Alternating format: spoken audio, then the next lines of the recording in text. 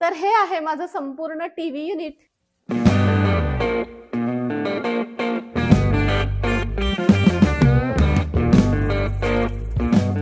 नमस्कार मैत्रिणींनो, being homemaker या आपल्या युट्यूब चॅनलमध्ये तुम्हा सगळ्यांचं मी पल्लवी अगदी मनापासून स्वागत करते. तर आता सगळ्यांच्या घरी सणावाराची गडबड चालू असेलच.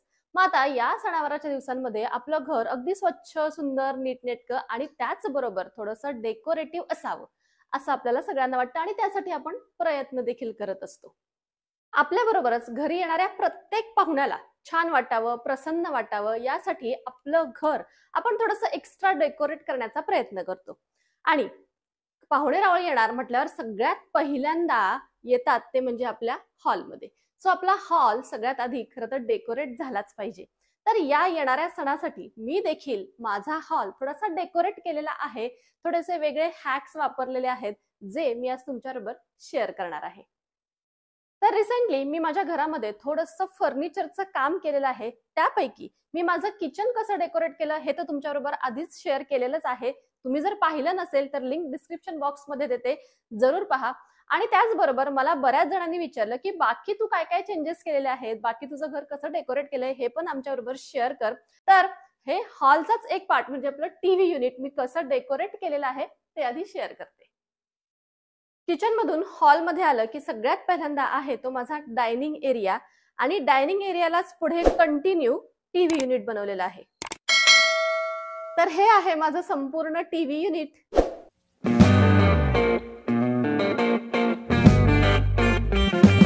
यापूर्वी इथे ऑरेंज कलर होता जो मला आता नको होता, त्यामुळे हे पूर्ण युनिटच मी वेगळ्या कलर मध्ये बनवून घेतलंय. अगदी त्या भिंतीपासून या भिंतीपर्यंत पूर्ण युनिट बनवलेलं आहे.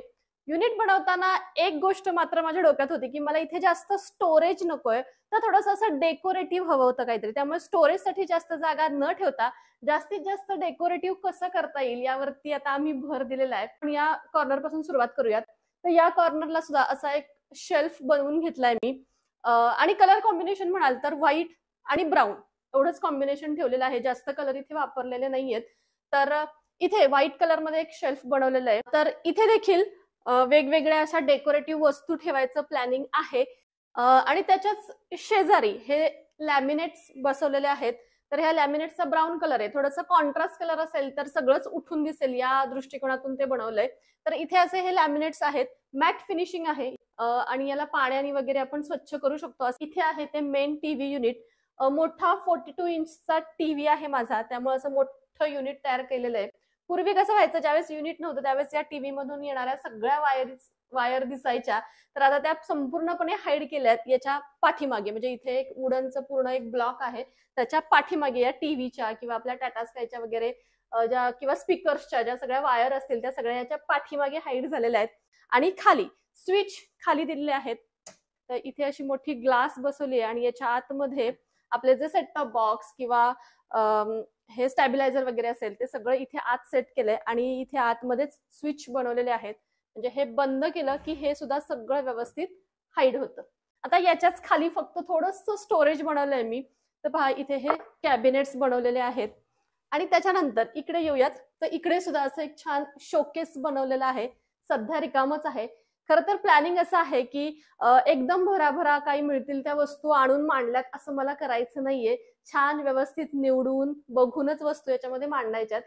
त्यामुळे थोडंसं अजून रिकाम आहे. जसं जसं वस्तू येतील तसं तसं मी ठेवेनच. तर वरती आता सगळ्यात आधी रोज गोल्ड कलरचा प्रोफाईल आहे आणि ही मात्र व्हाईट काच इथे सिलेक्ट केलेली आहे. तर पहा इथे वरती एक कॅबिनेट आहे, त्याच्यानंतर इथे खाली आणि याच्यामध्ये असे ग्लास शेल्फ आहेत. हे सुद्धा रिमुवेबल आहेत. हे पहा असे, जेणेकरून एखादे मोठं मला जर काही डेकोरेटिव्ह युनिट मिळालं तर मला ते ठेवता येईल, ही ग्लास काढता येईल. छोटे असतील तर छोटे सुद्धा अरेंज करता येतील. या दृष्टिकोनातून ह्या ग्लास अशा रिमुवेबल ठेवलेल्या आहेत. आणि याच्या खाली थोडेसे असे 2 डोअर केलेले आहेत छोटेसे. म्हणजे आपलं छोटंसं असं थोडंफार काही सामान जे आता सध्या दाखवत नाहीये, फक्त मी इथे गॉगल्स आणि कीज सध्या तात्पुरत्या अरेंज केलेल्या आहेत. तर असं ठेवलेलं आहे. आणि खाली हुपरसाठी एम्प्टी ठेवलेलं आहे, आवाज व्यवस्थित यावा यासाठी. आणि हे टीव्ही युनिट आणखी जास्त डेकोरेटिव्ह करण्यासाठी यामध्ये बसवलेले आहेत लाईट्स.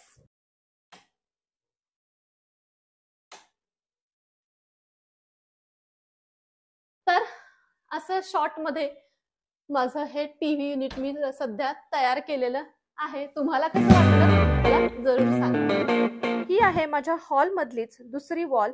या वर्षीचा गणपती या साईडला इथे बसवायचा असं आम्ही प्लॅनिंग केलंय, त्यामुळे ही वॉल देखील डेकोरेट करायचं आम्ही ठरवलं. घरच्या घरी कमी खर्चात काय करता येईल हे बघितलं आणि त्याप्रमाणे छानसा असा कलर इथे द्यायचा ठरवलं, तेही स्वतःच. मग त्यामुळे अगदी आमच्या सगळ्यांच्या आवडीचा असा एकदम छान फ्रेश ब्राईट कलर आम्ही सिलेक्ट केला. आणि काय, एक शिडी अरेंज केली, रोलर आणला. रोलर काय अगदी 60 रुपयाला मिळतो आणि कलर द्यायला सुरुवात. या रोलरमुळे फार काम सोपं झालंय बरं का. म्हणजे अगदी कुणीही व्यवस्थित कलर देऊ शकतो. म्हणजे पूर्वी कसं ना, ब्रशनी कलर दिला जायचा, तो ब्रशनी कलर देणं थोडंसं अवघड आहे, पण या रोलरनी मात्र एकदम सोपं. म्हणजे अगदी आपण पहिल्यांदा जरी हे काम करत असलो ना, तरी सुद्धा अगदी एकसारखा व्यवस्थित कलर आपल्याला देता येतो. तर हा एशियन पेंट आहे आणि या कलरचं नाव आहे मँगो विजन. खूप साऱ्या शेड्स आहेत या कलर मध्ये, म्हणजे अगदी आपण गोंधळून जातो. तर ही जी शेड मी निवडली आहे त्याचा नंबर आहे X110. तर पहा, अगदी छान कलर दिसतो आहे. आता हे सगळं वरती चढून पेंटिंग करायचं काम वगैरे मीच केलं, कारण की माझ्या मिस्टरांच्या पायाला थोडंसं लागलेलं आहे, त्यामुळे त्यांना शिडी चढता येत नाहीये. नाहीतर असं वरती चढून काही कामं करायची असली तर मोस्टली त्यांच्याकडे असते, पण यावेळेस त्यांच्या पायाला लागल्यामुळे मात्र सगळं मीच केलं. आणि माझ्या 2 छोट्याशा मुली माझ्या मदतीला तर होत्याच, म्हणजे मम्मा हे काम करतीये म्हटल्यावर आम्हाला सुद्धा जमणार असं त्यांच्या डोक्यात आलं आणि दोघींनी सुद्धा हे कलर द्यायचा हट्ट धरला. त्यामुळे दोघींनाही अगदी थोडा थोडा चान्स मी दिला. त्यांनाही खूप छान वाटलं, म्हणजे घरात असं काहीतरी वेगळं चालू आहे आणि आमचा सुद्धा त्यात सहभाग आहे म्हटल्यावर त्या काय खूप खुश. तर पहा, एक हात मारून झालेला आहे, पण असे मध्ये पॅचेस वगैरे दिसतात पहिला हात दिला की, त्यामुळे त्याच्यावरती सेकंड राऊंड दुसरा हात द्यावाच लागतो. तर तेही काम मी झटपट करून घेतलं. या पूर्ण भिंतीला कलर देण्यासाठी म्हणजे मधला वेटिंग पिरियड जर सोडला तर अर्धा तास फक्त लागला. आता या नंतरचं चॅलेंजिंग काम म्हणजे हे स्टेन्सिल पेंटिंग. दुकानात 150 रुपयाला असे वेगवेगळ्या डिझाईनचे खूप छान स्टेन्सिल्स मिळतात. या मँगो कलरवरती व्हाईट कलरनी हे स्टेन्सिल्स पेंटिंग करायचं आम्ही ठरवलं. पहिल्यांदा थोडंसं अवघड वाटलं की हे व्यवस्थित उठेल का, की कलर पसरेल वगैरे. पण एक गोष्ट फक्त याच्यात काळजी घेण्यासारखी आहे, ती म्हणजे आपण ज्यावेळेस हा व्हाईट कलर देतोय ना यावरती, तर त्यामध्ये अजिबात पाणी मिक्स करायचं नाही. म्हणजे तो कलर एकदम असा घट्ट असला पाहिजे, म्हणजे या स्टेन्सिल वरती तो कलर देताना तो अगदी इकडे तिकडे असा पसरत नाही आणि जी डिझाईन व्यवस्थित आहे ना त्यामध्ये व्यवस्थित बसतो आणि मग छानपैकी खालच्या वॉलवरती ती डिझाईन उठते. हे स्टेन्सिल काढताना पण अगदी अल्लात काढायचं, म्हणजे त्या कलरचे ड्रॉप्स इकडे तिकडे भिंतीवरती उठायला नको. तर हे पहा, अगदी व्यवस्थित त्याची डिझाईन या वॉलवरती उठते.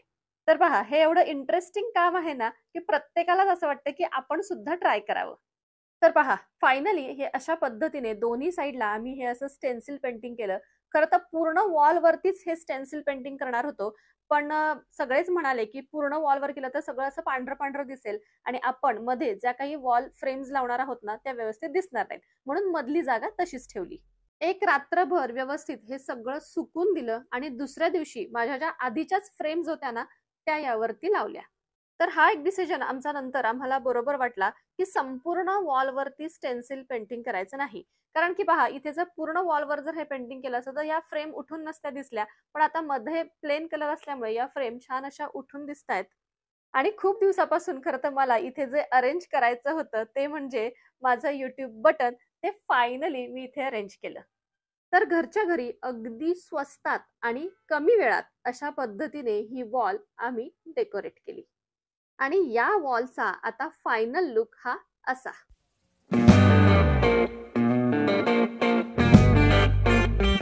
आणखीही थोडंफार डेकोरेट केलेलं आहे, पण एकाच व्हिडिओत एवढं सगळं शेअर करणं शक्य नाही झालं, तर काही गोष्टी पुढच्या व्हिडिओत. तर अशा पद्धतीने हे सगळे चेंजेस मी माझ्या हॉलमध्ये केलेले आहेत येणाऱ्या सणासाठी सुद्धा, आणि हे सगळे चेंजेस आता कायमस्वरूपी झालेले आहेत. इकडे काही डेकोरेशन चेंज करायचं असेल तर आपण ते नेक्स्ट इयर वेगवेगळ्या फेस्टिवलसाठी चेंज करू शकतो. म्हणजे असं काही नाही की हे परमनंट आहे. या कलरसाठी किंवा स्टेन्सिलसाठी जास्त काही खर्च येत नाही, आपण तेवढं मॅनेज करू शकतो. म्हणजे दरवर्षी वेगळं जरी तुम्हाला इथे डिझाईन काढायची असेल, कलर चेंज करायचा असेल, तरी सुद्धा आपण तो करू शकतो. तर आजचा व्हिडिओ इथेच थांबवते.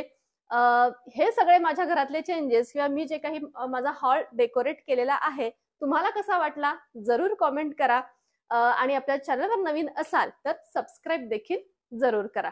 आता आपण भेटू पुन्हा एकदा अशाच नवीनच्या व्हिडिओमध्ये. तोपर्यंत गणपती बाप्पा मोरया.